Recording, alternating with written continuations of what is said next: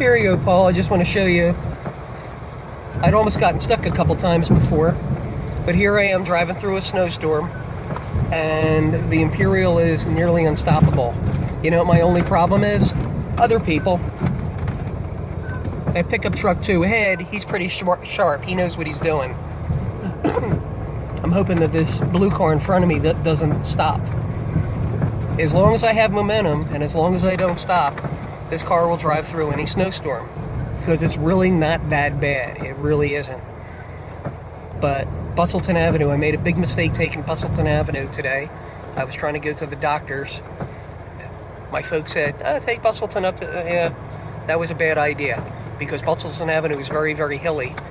And I got almost all the way there, and I got stuck.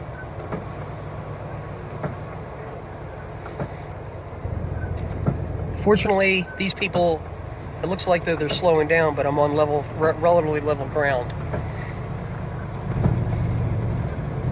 Oh, this is why we're okay. I don't know if you can see up ahead or not. Can't see it on the phone.